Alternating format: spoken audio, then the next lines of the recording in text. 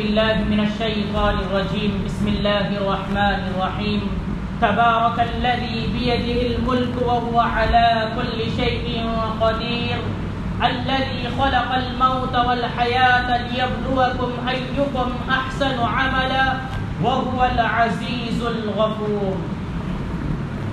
شروع کرتا ہوں اللہ رب العالمین کے نام سے جو بڑا مہربان نہایت رحم کرنے والا ہے. عزیز سامعین کرام، یہ آپ کے سامنے سورہ ملک ہے.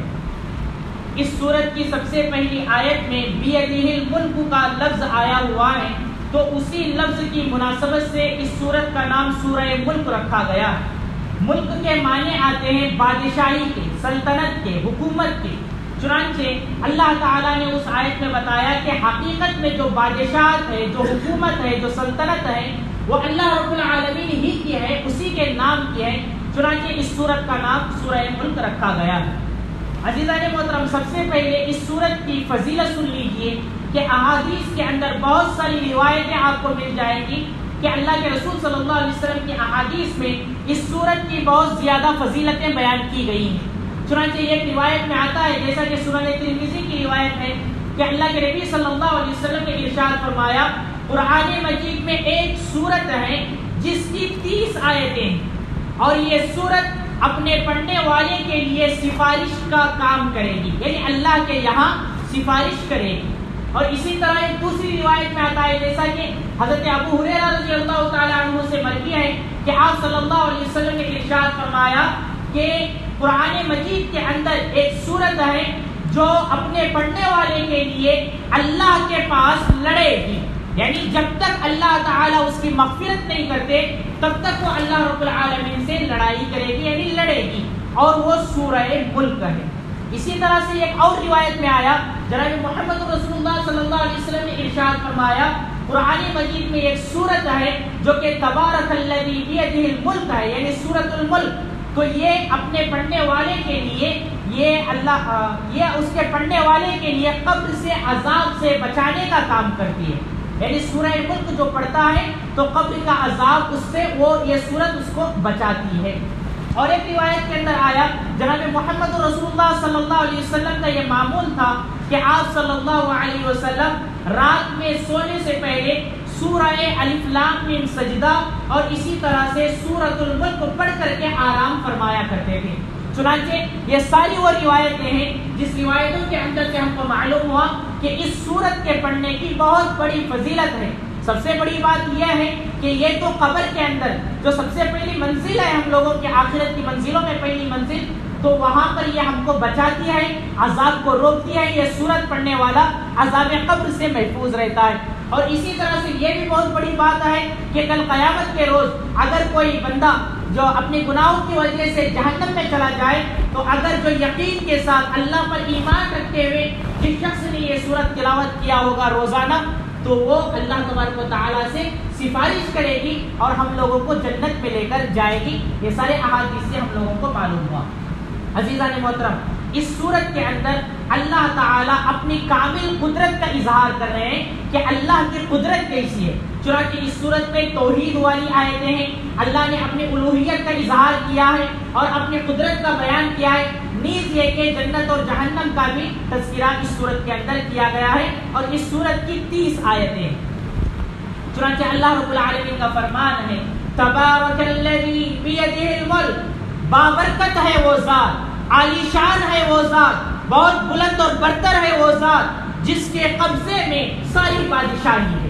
بیدہ الملک، جس کے ہاتھ میں بادشاہت ہے، جس کے قبضے قدرت میں بادشاہی ہے، تو وہ ذات بڑی بلند ترین ذات ہے. یعنی اللہ اس سورت کی ابتدا اپنی بڑائی سے کیا، اپنی کبریائی سے کیا، اللہ کے بلند و برتر ہونے والے نام سے کیا، اور کہا کہ اللہ کی ذات بہت بلند ہے، بہت برتر ہے، بہت بڑی ہے، اور اسی طرح بابرکت ہے، عالی شان ہے.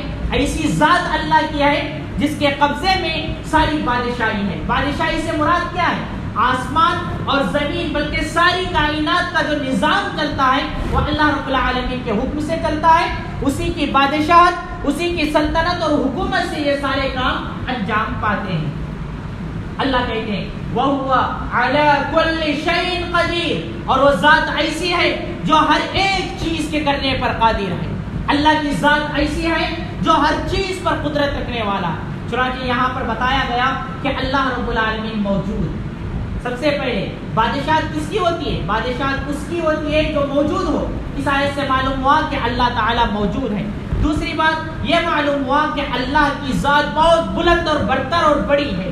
تیسری بات معلوم ہوا ساری بادشاہت ساری حکومت اللہ رب العالمین کے یہاں ہے. اور اسی طرح چوتھی بات اس آیت سے یہ معلوم ہوئی کہ ساری قدرت ہر چیز پر قدرت کا رکھنا یہ اللہ رب العالمین کو حاصل ہے.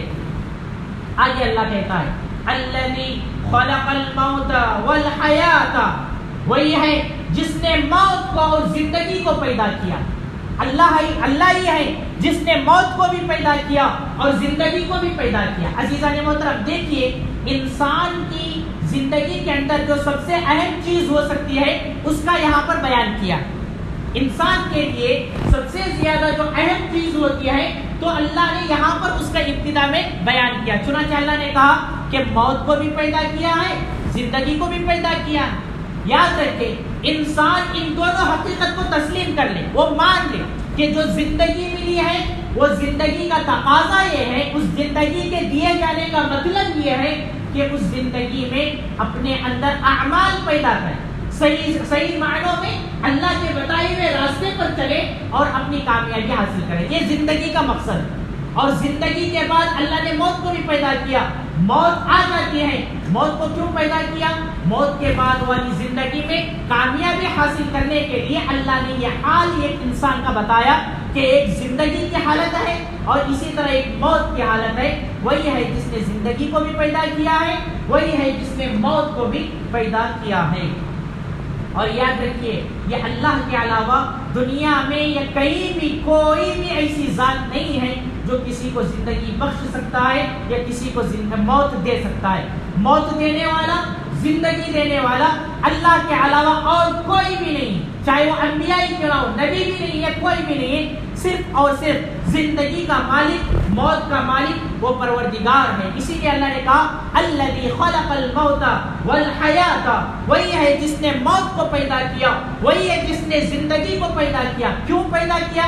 وجہ اس کی ریزن اللہ نے آگے بتایا لیبلوکم، تاکہ وہ تمہیں آزمائے، تاکہ وہ تم کو آزمائے، تمہارا امتحان لے. ایکم احسن عملا، کہ کون تم میں سب سے اچھا عمل کرتا ہے. ایکم احسن عملا، کون تم میں سب سے اچھا عمل کرتا ہے. عزیزان محترم اس آیت میں ایک غور کرنے کی بات ہے. غور کرنے کی بات یہاں پر یہ ہے کہ اللہ نے یہاں پر کہا کہ زندگی دیتے ہیں موت دیتے ہیں، لیکن وجہ اس لیے ہے، یہ زندگی اور موت دینے کی وجہ اس لیے کہ ہم اپنے بندوں کو دیکھیں کہ کون اچھا عمل کرتا ہے. اللہ نے یہاں پر کہا کون اچھا عمل کرتا ہے. اللہ نے یہ نہیں کہا کون کتنا زیادہ عمل کرتا ہے.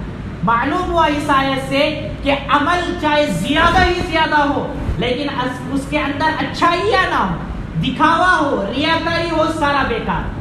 عمل تھوڑا سا ہو لیکن حسن ہو، اس کے اندر اچھائی ہو، اس کے اندر نیکی ہو، اس کے اندر اللہ کا خوف ہو، اس کے اندر رضائے الہی ہو، تو وہ عمل کیا ہے؟ کامیاب ہے. اسی لیے قیامت والے روز جب بندے کے اعمال لائے جائیں گے تو اللہ تعالیٰ بندوں کے اعمال کو گنے گا نہیں بلکہ اعمال تولے جائیں گے.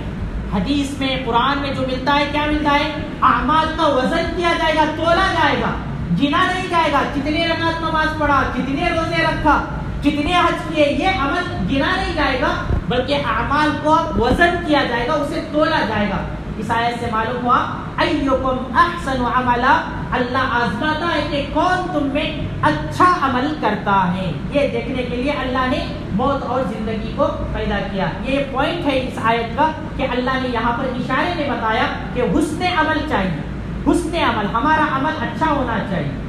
وَهُوَ الْعَزِيزُ الْغَفُورُ، وہی ہے جو کہ زبردست بھی ہے اور گناہوں کو معاف بھی کرنے والا ہے، گناہوں کو معاف بھی کرنے والا ہے. عزیزان محترم ان دونوں آیتوں کے اندر اللہ نے سب سے پہلے اپنی قدرت کا اظہار کرتے ہوئے انسان کو دی جانے والی موت اور انسان کو دی جانے والی حیات، ان دونوں کا تذکرہ کیا اور اس کی وجہ بتایا کہ ہم اس لیے یہ دیتے ہیں تاکہ ہم اپنے بندوں کو آزمائیں کون اچھا عمل کرتا ہے.